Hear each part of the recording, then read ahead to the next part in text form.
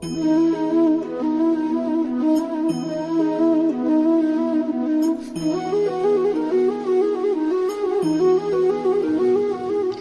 Everyone, welcome to asset B channel. This is Aditya Singh, your asset. और इस video में हम लोग पढ़ रहे हैं क्लास 10th की इकोनॉमी का, जो कि है आपका अंडरस्टैंडिंग इकोनॉमिक डेवलपमेंट। इस बुक का चैप्टर 4 हम लोग कवर कर रहे हैं। इसके फर्स्ट पार्ट में हम लोगों ने ग्लोबलाइजेशन के बारे में बहुत ज़्यादा कुछ डिस्कस कर रखा है। अगर आप लोग को वीडियोस नहीं मिली तो प्लेलिस्ट में आप लोग देख लीजिए। आज हम लोग स्टार्ट करने वाले हैं लिबरलिज्म, या फिर ये बात कर लीजिए कि liberalisation of foreign trade and foreign investment policy, यानी विदेश व्यापार और विदेशी निवेश का जो उदारीकरण रहा है, जो उदार वाली भावना रही है इन लोगों के बिजनेस में, इंडस्ट्रियलाइजेशन में या इन्वेस्टमेंट में, वो किस तरह की रही है। तो चलिए इसको स्टार्ट करते हैं। Let us return to the example of imports of Chinese toys in India. Suppose the Indian government put a tax on import of toys. What would happen? Those who wish to import these toys would have to pay tax on it. Because of the tax, buyers will have to pay a higher price on imported toys. Chinese toys will no longer be as cheap in the Indian markets, and imports from China will automatically reduce. So Indian toy makers will prosper. यानी कि हम भारत में अगर चीनी खिलौनों के आयात वाले एग्जाम्पल को फिर से देखें तो मान लीजिए कि भारत सरकार जो है खिलौनों के आयात पर जो है टैक्स लगाती है। तब क्या होगा? इसका मतलब ये है कि जो खिलौनों का आयात करना चाहते हैं उन्हें इन पर टैक्स देना होगा। तो भाई कर के यानी टैक्स के कारण जो खरीदारों को जो आयात करने में खिलौनों की अधिक कीमत चुकानी होगी। तो चीन के खिलौने अब भारत के बाजारों में इतने सस्ते ही नहीं रह जाएंगे, क्योंकि उन पर टैक्स लग जाएगा, है ना। तो चीन से उनका आयात जो है स्वतः ही कम हो जाएगा और भारत के खिलौने जो निर्माता लोग हैं ये अधिक ज़्यादा समृद्ध होते चले जाएंगे। तो हम लोग देख रहे हैं कि जो इंपोर्ट्स पर यानी आयात पर, आप लोग को आयात तो पता है ना। आयात का मतलब, इंपोर्ट का मतलब जो चीज़ें हम लोग अपने यहाँ मंगाते हैं वो आयात, और निर्यात मतलब जो हम लोग भेज देते हैं, एक्सपोर्ट करते हैं, जो बाहर भेजते हैं उसे एक्सपोर्ट कहते हैं, जो हम लोग मंगाते हैं उसको इंपोर्ट कहते हैं। तो भाई अगर हम बात करें कि इंपोर्ट टैक्स, ठीक है, तो इस पर अगर कर हम लोग लगाएं, टैक्स लगाएं, तो व्यापार में जो है ट्रेड बैरियर का काम करेगा, या एक ऐसा एग्जाम्पल बन जाएगा। इससे इसको बैरियर का मतलब रोक टोक यानी अवरोध। इसको आप बैरियर इसलिए कह सकते हैं क्योंकि यह कुछ प्रतिबंध लगाता है। जैसे सरकारें जो होती हैं वो व्यापार के लिए जो बैरियर का प्रयोग जो है विदेश व्यापार में वृद्धि या कटौती को नियमित करने के लिए और देश में किस प्रकार की वस्तुएं कितनी मात्रा में आनी चाहिए यह निर्णय के लिए किया जाता है। टैक्स ज़्यादा बढ़ जाएगा तो कम चीज़ें लोग लाएंगे, महंगी रहेंगी, बिकेगा कम, है ना। इस तरह से टैक्स का ये बैरियर का यूज़ किया जाता है, टैक्स बैरियर का। बात करें हमारे फ्रीडम की बात, तो स्वतंत्रता के बाद हमारी जो भारत सरकार ने जो विदेश व्यापार और विदेशी जो इन्वेस्टमेंट रहा है इस पे बहुत प्रतिबंध लगा रखा था। देश के जो उत्पादक थे ये और जो विदेशी कंपटीशन के को जो है संरक्षण प्रदान करने के लिए यह अनिवार्य माना गया था। 1950 और 1960 के दशकों में जो इंडस्ट्रियलाइजेशन था, जो उद्योग था, उसका उदय हो रहा था, राइजिंग हो रहा था। इस अवस्था में जो इंपोर्ट था उससे जो है कंपटीशन इन उद्योगों को बढ़ने नहीं देती थी। इसीलिए भारत ने केवल जो बहुत ज़्यादा ज़रूरी चीज़ें जैसे मशीन वगैरह, फर्टिलाइजर, पेट्रोलियम, इन्हीं सब चीज़ों का इंपोर्ट किया करने का मतलब अनुमति दिया। ध्यान दीजिए आप यह बात कि भाई सभी जो विकसित देश है ना, विकास के प्रारंभिक चरणों में अगर बात करें तो घरेलू प्रोडक्शन को अलग अलग तरीकों से इनको कंजर्व किया गया, संरक्षण किया गया, इनको सुरक्षित किया गया। भारत में लगभग 1991 के स्टार्टिंग से ही जो नीतियां थी, जो पॉलिसीज थी, कुछ दूरगामी परिवर्तन किए। जैसे कि सरकार ने यह निश्चय किया कि भारतीयों के जो उत्पादकों के लिए जो है विश्व के उत्पादकों से प्रतिस्पर्धा कंपटीशन करने का समय आ गया है, और यह महसूस किया गया कि जो प्रतिस्पर्धा है वो देश में उत्पादकों के प्रदर्शन में सुधार होगा। ऐसा होने से कंपटीशन जहाँ रहेगा वहाँ सब अपने आप को बेटर साबित करेंगे। तो हमारे देश के जो प्रोड्यूसर हैं उनके प्रोडक्ट में बहुत ज़्यादा सुधार देखने को मिलेगा, क्योंकि उन्हें अपनी गुणवत्ता में सुधार करना होगा। तो इस निर्णय का प्रभावशाली अंतर्राष्ट्रीय संगठनों ने भी समर्थन किया था। तो भाई विदेश व्यापार और विदेशी निवेश पर से जो बैरियर थे वो काफ़ी हद तक हटा दिए गए। इसका मतलब ये है कि वस्तुओं का जो एक्सपोर्ट इंपोर्ट है वो आसानी से किया जा सकता था। विदेशी कंपनियां यहाँ अपने कार्यालय और कारखाने भी स्थापित कर सकती थी। सरकार द्वारा अवरोधों और प्रतिबंधों को हटाने की प्रक्रिया ही उदारीकरण या बात कर ले लिबरलाइजेशन के नाम से जानी जाती है। तो अब आपको क्लियर होगा, ये आता है क्वेश्चन बन जाता है वेरी इंपॉर्टेंट कि व्हाट इज द लिबरलाइजेशन। तो भाई जो गवर्नमेंट है ना वो जब आपके removing the barriers on restriction set by the government is what is known as liberalisation. यानी कि सरकार द्वारा जो इतने भी बैरियर्स हैं टैक्स टाइप के या किसी और प्रकार का जो भी कुछ बैरियर है, अवरोध है या कोई भी जो प्रतिबंध है, बाउंडेशन है, उसको हटा देने की प्रक्रिया ही क्या कहलाती है? लिबरलाइजेशन कहलाती है। भाई सरकार जो है वो अपना उदारीकरण दिखाती है कि चलो हम हटा दिए, है ना, इसी को कहते हैं। व्यापार के उदारीकरण से, लिबरलाइजेशन से व्यवसायियों को मुक्त करने और रूप से निर्णय लेने की अनुमति मिल जाती है कि वो क्या आयात करें और या क्या निर्यात करना चाहते हैं। सरकार पहले की तुलना में कम कंट्रोल करती है और इसलिए उसे अधिक उदार कहा जाता है। तो अब यहाँ पे डिस्कस करने के लिए कहा जा रहा है कि विदेश व्यापार के उदारीकरण से आप क्या समझते हैं। तो यही कि उनके ऊपर टैक्स और जो कंट्रोल है, बैरियर्स है, उनको हटा देना, और इसमें आप बहुत कुछ डिटेल में लिख सकते हैं। तो अब हम लोग देखेंगे विश्व व्यापार संगठन यानी कि वर्ल्ड ट्रेड ऑर्गेनाइजेशन। इसका भी कोई संगठन होगा ना भाई, जो पूरे वर्ल्ड ऑर्गेनाइजेशन ट्रेड को कंट्रोल करता होगा।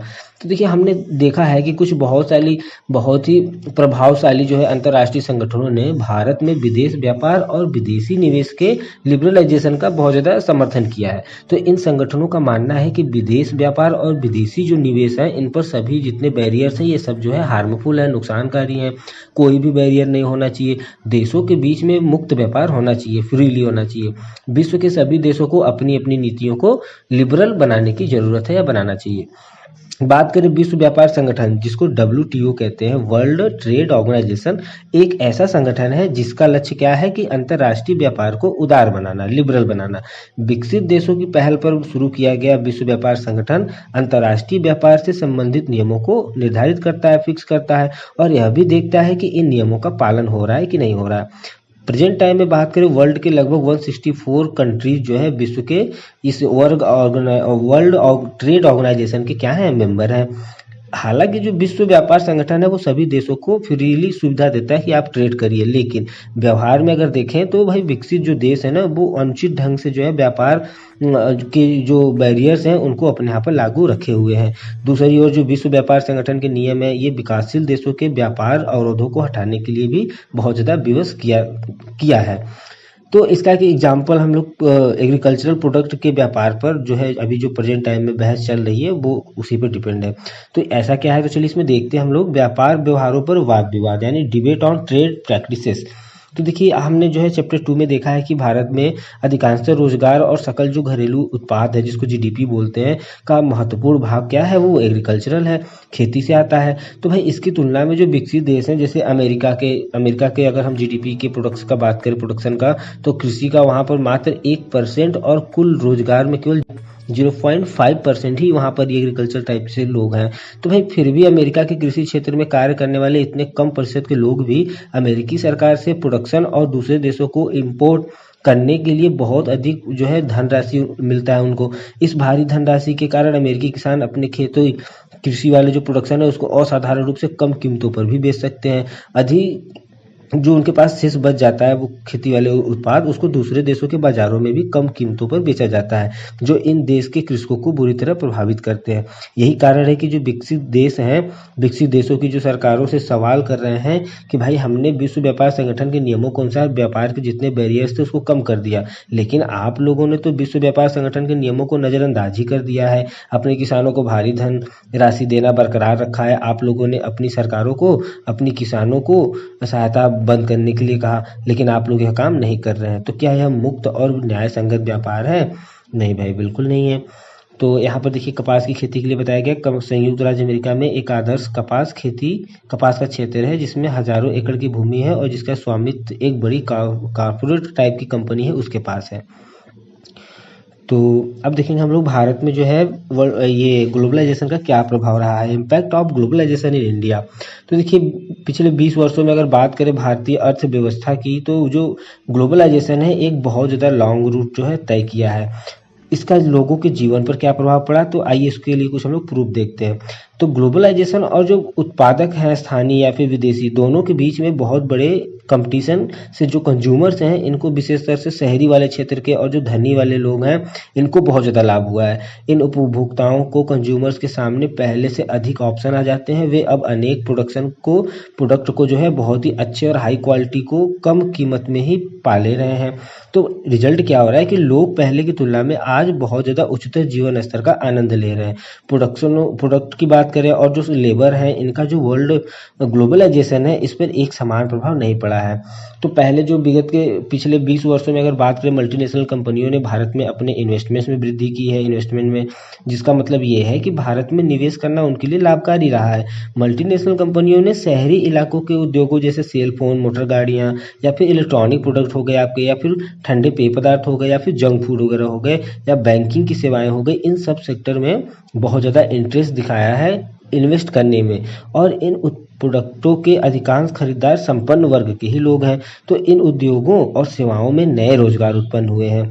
साथ ही इन उद्योगों को कच्चे माल इत्यादि की आपूर्ति करने वाली स्थानीय जो कंपनियां हैं वो भी बहुत ज़्यादा प्रॉस्परस होती जा रही हैं। यहाँ पर देखिए बताया गया है वैश्विक जीवन शैली कैसा है, और आपने सदैव सपना देखा है कि ऐसा हो, ये हो, है ना, सब लोग देखते हैं। तो अब हम लोग देखेंगे step to attract the foreign investment, यानी विदेशी जो निवेश करने वाले लोग हैं उनको आकर्षित करने के लिए कि हमारे देश में आए वो इन्वेस्ट करें, ऐसे कौन से कदम उठाए गए। तो भाई हाल के वर्षों में भारत की जो केंद्र और राज्य सरकारें हैं भारत में निवेश होने के लिए विदेशी कंपनियों को बहुत ज़्यादा अट्रैक्ट करने के लिए बहुत से स्टेप उठा रही हैं। बात करें औद्योगिक क्षेत्र जिन्हें विशेष आर्थिक क्षेत्र कहा जाता है, उनकी स्थापना की जा रही है। विशेष आर्थिक क्षेत्रों में कौन सी चीज़ें हैं, तो जैसे विश्व स्तर पर आपके सुविधाएं जो बिजली, पानी, सड़क, परिवहन, भंडारण, या फिर मनोरंजन, या फिर एजुकेशन वाली जो फैसिलिटीज हैं ये सब होनी चाहिए। विशेष आर्थिक क्षेत्र में उत्पादन यूनिट को स्थापित करने के लिए जो ये सब कंपनियां हैं इनको स्टार्टिंग से ही 5 वर्षों तक कोई टैक्स नहीं देना पड़ता है। 5 वर्ष तक वो फ्री में हमारे देश में वर्क कर सकती हैं। विदेशी जो निवेश आकर्षित करने हेतु सरकार ने श्रम कानून में थोड़ा ढीलापन लाने की अनुमति दे दी है। आपने चैप्टर 2 में देखा होगा कि जो संगठित क्षेत्र है वो कंपनियों को कुछ नियमों का पालन करना पड़ता है, जिसका लक्ष्य क्या होता है कि जो श्रमिक अधिकार है उनका संरक्षण हो, भाई उनका कोई हनन ना करे। हाल के वर्षों में सरकार ने कंपनियों को अनेक नियमों में छूट लेने की अनुमति भी दे दी है। अब नियमित आधार पर श्रमिक जो है उनको रोजगार देने की बजाय कंपनियों में जब काम का अधिक दबाव होता है तो मतलब बहुत ही ढीले ढाले ढंग से छोटे जो है अवधि के लिए श्रमिकों को कार्य पर रखती हैं। इससे क्या होता है कि कंपनी की जो श्रम लागत है उसमें कटौती करने के लिए ऐसा किया जाता है। फिर भी भाई विदेशी कंपनियां अभी भी सेटिस्फाई नहीं है और श्रम जो कानून है उसमें और भी लचीलेपन यानी ढीलापन सुविधा का या कम रोक टोक का मांग कर रही है। तो ये विदेशी फॉरेनर इन्वेस्टर हैं, ये बोल रहे हैं कि अब हम निवेश करने के लिए तैयार हैं। तो दूसरा देखिए इसमें भाई कि अनेक जो टॉप मोस्ट भारतीय कंपनियां हैं ये बड़ी जो ये कंपटीशन बढ़ रही है ना, इससे बहुत ज़्यादा प्रॉफिट हुआ है इनको। इन कंपनियों ने जो है नए नए आपके इंडस्ट्रीज वगैरह और जो है प्रोडक्शन प्रोसेस है इसमें बहुत ज़्यादा इन्वेस्ट किया है, अपने प्रोडक्शन के मापदंड को ऊँचा उठाया है। कुछ ने जो है विदेशी कंपनियों के साथ बहुत ही सक्सेसफुली रूप से हेल्प करके प्रॉफिट भी गेन किया है। इससे भी आगे अगर हम बात करें वैश्वीकरण ने कुछ बड़ी भारतीय कंपनियों को बहुराष्ट्रीय कंपनियों के रूप में उभरने के योग्य बनाया है, जैसे टाटा मोटर्स, इन्फोसिस आपका, और रैन बैक्सी जो दवाइयों के श्रेणी में आता है, और एशियन पेंट है जो कि है ना हम लोग सुनते हैं एशियन पेंट्स, और सुंदरम फार्नर्स, नट बोल्ट की ऐसी कंपनियां हैं जो विश्व स्तर पर अपने एक्टिविटी का प्रसार कर रही हैं। बात करें ग्लोबलाइजेशन ने सेवा प्रदाता कंपनियों विशेषकर सूचना और संचार प्रौद्योगिकी वाली जो कंपनियां हैं इनके लिए भी नए अवसरों का जो है निर्माण किया है। भारतीय कंपनी द्वारा जो लंदन में स्थित एक कंपनी है पत्रिका का प्रकाशन, कॉल सेंटर इसके एग्जाम्पल है। इसके अलावा अगर बात करें डाटा एंट्री, लेखाकरण या प्रशासनिक कार्य हो गया आपका, इंजीनियरिंग जैसी कई सेवाएं भारत जैसे देशों में अब सस्ते में ही पाई जाती हैं और विकसित देशों को निर्यात की जाती हैं। तो अब यहाँ पर हम लोग देखेंगे नेक्स्ट स्मॉल प्रोड्यूसर क्या करते हैं, ये कम्पीट या फिर पेरिस, यानी छोटे उत्पादकों के लिए क्या है भाई कि आप या तो प्रतिस्पर्धा करो या तो फिर नष्ट हो जाओ। वैश्वीकरण ने जो है बड़ी संख्या में जो छोटे उत्पादक हैं और जो श्रमिक हैं इनके लिए बहुत बड़ी चुनौतियां खड़ी कर दी हैं। तो भाई राइजिंग कंपटीशन, किस तरह से प्रतियोगिताएं बढ़ रही हैं, तो यहाँ पर एक स्टोरी के माध्यम से हम लोग समझते हैं। तो रवि को यह बहुत मतलब उम्मीद नहीं थी कि उसे एक उद्योगपति के रूप में अपने जीवन की छोटी सी अवधि में ही संकट का सामना करना पड़ेगा। रवि ने सन 1992 में बात करें तो तमिलनाडु के एक इंडस्ट्रियलाइज सिटी होसूर में जो है संधारित्रों का निर्माण करने वाली कंपनी शुरू करने के लिए बैंक से लोन लिया। तो भाई तो ये जो कैपेसिटर जो है का यूज करने के लिए ट्यूबलाइट, टेलीविज़न है ना, और अनेक जो घरेलू इलेक्ट्रॉनिक आपके चीज़ें हैं उन सब में इसका यूज। तो 3 साल तक जो है 3 वर्ष तक के भीतर में इन्होंने अपने प्रोडक्शन का विस्तार करने में ये सफल तो हो गए और उसकी कंपनी ने 20 कर्मचारी भी अब काम करने लगे। अपनी कंपनी चलाने में उनका संघर्ष तब स्टार्ट हुआ जब सरकार ने 2001 में जो है विश्व व्यापार संगठन के समझौते के अनुसार जो आपके ये आयात पर से प्रतिबंधों को हटा लिया।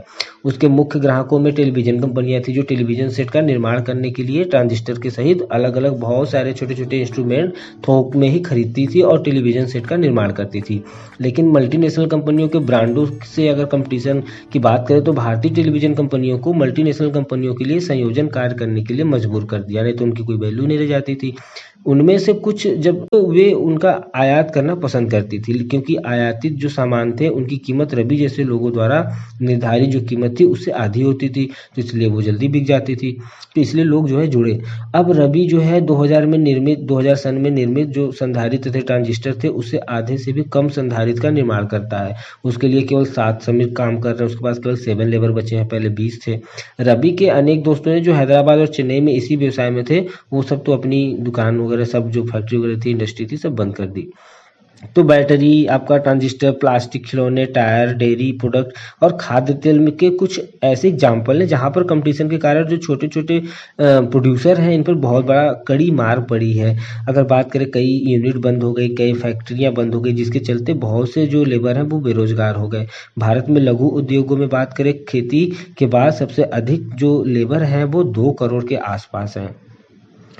तो अब देखेंगे हम लोग प्रतिस्पर्धा और अनिश्चित रोजगार, यानी कि किस तरह से कंपटीशन एंड अनसर्टेन एम्प्लॉयमेंट, किस तरह से कंपटीशन बढ़ता है और जो रोजगार है लोगों के पास जॉब है वो किस तरह से अनिश्चित हो गया, कब तक रहेगा कोई फिक्स नहीं है। तो देखिए globalization and the pressure of competition have substantially change the lives of workers. जो वैश्वीकरण है और जो कंपटीशन है इसके दबाव से श्रमिकों का जीवन व्यापक रूप से प्रभावित हुआ है, बिल्कुल एकदम बदल गया है। बढ़ती कंपटीशन के कारण अधिकांश जो लोग हैं वो इन दिनों जो है जो जॉब को देते हैं वो लोग जो है इन दिनों श्रमिकों को, लेबर को रोजगार देने में थोड़ा सा ढिलाई दिखा रहे हैं। इसका मतलब ये है कि अब रोजगार का जो श्रमिकों का जो रोजगार है वो अब फिक्स नहीं है कि कब तक रहेगा। तो चलिए हम लोग देखते हैं कि भारत में अगर कपड़े का जो उद्योग है उसकी प्रतिस्पर्धा की बात करें तो दबाव को कैसे यहाँ के लोग सहन कर रहे हैं। तो यहाँ पर एक फिगर आप देख रहे हैं, ये कपड़े निर्यात करने वाली फैक्ट्री में महिला लेबर है। हालांकि वैश्वीकरण ने महिलाओं को काम करने के लिए अवसर तो दिया है लेकिन रोजगार की स्थितियां यह बताती हैं कि महिलाओं को लाभ में भागीदारी में पूरी तरह से लाभ नहीं मिल पा रहा है।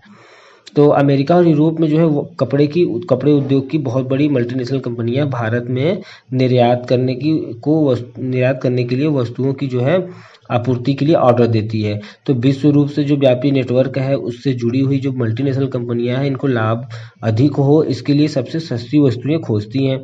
तो इन बड़े ऑर्डर को प्राप्त करने के लिए जो भारतीय वस्त्र बनाने वाले लोग हैं अपनी लागत कम करने की बहुत बड़ी कोशिश करते हैं क्योंकि कच्चे माल पर लागत में कटौती तो की ही नहीं जा सकती। इसलिए जो श्रम लागत में कटौती करने की कोशिश करते हैं ये नियोक्ता लोग, यानी जो जॉब वगैरह देते हैं, जो मालिक होते हैं कपड़े वाली फैक्ट्री के, इसलिए लेबर में कटौती कर देंगे, है ना, क्योंकि कच्चे माल जो लाएंगे उसमें तो कटौती कर नहीं सकते तो लेबर को ही कम पैसे देके काम चलाते हैं जिससे कम पैसा लगे और जो बाहर की विदेश की कंपनियां हैं जिन्हें कम पैसे में ऑर्डर चाहिए वो उन सबको वो अपना व्यापार बढ़ा सकें। जहां पहले कारखानों में श्रमिकों को अस्थायी रूप से आधार पर रोजगार देते थे वहां अब अस्थायी रोजगार मिलने लगा, मतलब फिक्स नहीं है, ताकि श्रमिकों को वर्ष भर वेतन भी नहीं देना पड़े। कुछ समय काम करा लेंगे उसके बाद कहेंगे बंद रहेगा इतने दिन, ठीक है, इस तरह से ओवर ड्यूटी करा लेंगे 2-4 महीने बंद कर देंगे। तो श्रमिकों को बहुत लंबे कार्य घंटों तक करना पड़ता है और बहुत ज़्यादा मांग के कारण जो है नियमित रूप से रात में भी जाग के काम करना पड़ता है। मजदूरी काफ़ी कम होती है और लेबर अपनी रोजी रोटी के लिए कोई एक्स्ट्रा समय में भी काम करने के लिए विवश हो जाते हैं। हालांकि जो ये वस्त्र कपड़ों के जो निर्यातक हैं, जो निर्यात करते हैं, इंपोर्ट करते हैं, इनके बीच में कंपटीशन से जो मल्टीनेशनल कंपनियां हैं इनको बहुत ज़्यादा लाभ कमाने में हेल्प मिली है। लेकिन जो ग्लोबलाइजेशन है इसके कारण जो लाभ में जो श्रमिक हैं इनके साथ न्याय संगत कुछ भी हो नहीं रहा है, मतलब ठीक है। अब देखेंगे हम लोग एक गारमेंट वर्कर यानी कि जो कपड़ा का लेबर है, ठीक है, 35 वर्षीय अब बात करें सुशीला ने जो है दिल्ली के एक कपड़े निर्यातक उद्योग में एक श्रमिक के रूप में कई वर्ष तक काम किया। जब वो एक अस्थायी श्रमिक के रूप में वहां पर थी तो स्वास्थ्य बीमा, भविष्य निधि और अतिरिक्त समय में कार्य करने के लिए दोगुनी मजदूरी भी उसको मिलती थी। जब 1990 के दशक में अंतिम ईयर्स में सुशीला की फैक्ट्री बंद हो गई तो 6 माह तक उसको जॉब की तलाश करने के लिए बाहर, और उसके बाद जो है उसे अपने घर से 30 किलोमीटर दूर जाके उसको रोजगार मिलता था। तो कई वर्ष तक इस फैक्ट्री में काम करने के बावजूद भी वो अब क्या है, अस्थायी लेबर है, तो और पहले की तुलना में आधे से भी कम कमा पाती है। वो सप्ताह के 7 दिनों सुबह 7:30 बजे से बात करें तो घर से निकलती है और शाम 10 बजे वापस आती है। एक दिन में काम नहीं करने का मतलब है कि उस दिन की मजदूरी नहीं मिलेगी।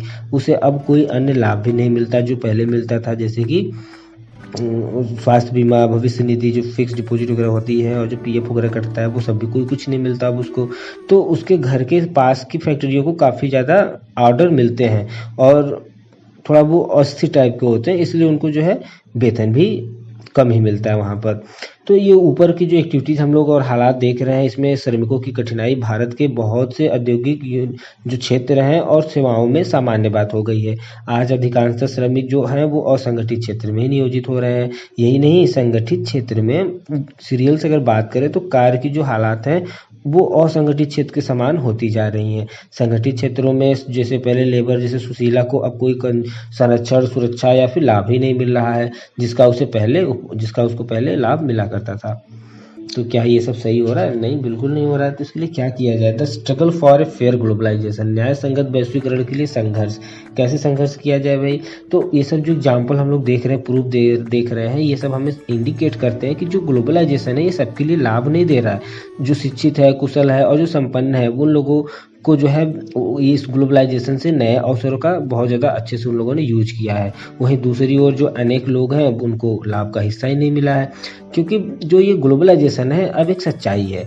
तो भाई ग्लोबलाइजेशन को अधिक न्याय संगत कैसे बनाया जा सकता है? न्याय संगत वैश्वीकरण सभी के लिए अवसर प्रदान करेगा और यह भी सुनिश्चित करेगा कि जो ग्लोबलाइजेशन के लाभ है उसमें सभी की बेहतर हिस्सेदारी होनी चाहिए। सरकार इसे पॉसिबल बनाने में इम्पोर्टेंट भूमिका निभा सकती है। इसकी नीतियों को केवल धनी और प्रभावशाली लोगों को ही नहीं बल्कि देश के सभी लोगों के लिए उनके हितों का संरक्षण करने के लिए बनाना चाहिए। आपने सरकार द्वारा किए जाने वाले कुछ उपायों के बारे में पढ़ा ही होगा। जैसे सरकार यह फिक्स करती है कि भाई श्रमिक कानून का जो उचित कार्यान्वयन है वो श्रमिकों को अपने अधिकार मिलना चाहिए, उनको उतना लेबर खर्च मिलना चाहिए। एक्स्ट्रा काम करते हैं तो उनको ओवर टाइम का अलग से मिलना चाहिए। यह जो छोटे छोटे प्रोड्यूसर हैं इनको कार्य में सुधार के लिए उस समय तक मदद कर सकती है जब तक कि वे कंपटीशन के लिए सक्षम ना हो जाएं, है ना। हालांकि यदि जरूरी हुआ तो सरकार व्यापार और जो निवेश है इनके अवरोधों का उपयोग कर सकती है, लेकिन यह जो न्याय संगत नियमों के लिए अगर विश्व व्यापार संगठन की बात करें तो उसके समझौते पर भी कर सकती है। तो विश्व व्यापार संगठन में विकसित जो देश हैं इनके वर्चस्व की बात करें तो इनके अलावा समान हितों वाले जो विकसित देश हैं इनको मिलकर लड़ना होगा। पिछले कुछ वर्षों में बात करें जो बड़े बड़े अभियान चलाए गए, जो जन संगठनों के प्रतिनिधि ने विश्व व्यापार संगठन के व्यापार और निवेशों से संबंधित महत्वपूर्ण निर्णयों को भी प्रभावित किया है। यह प्रदर्शित करता है भाई कि जनता भी जो है न्याय संगत वैश्वीकरण के संघर्ष में महत्वपूर्ण भूमिका निभा सकती है।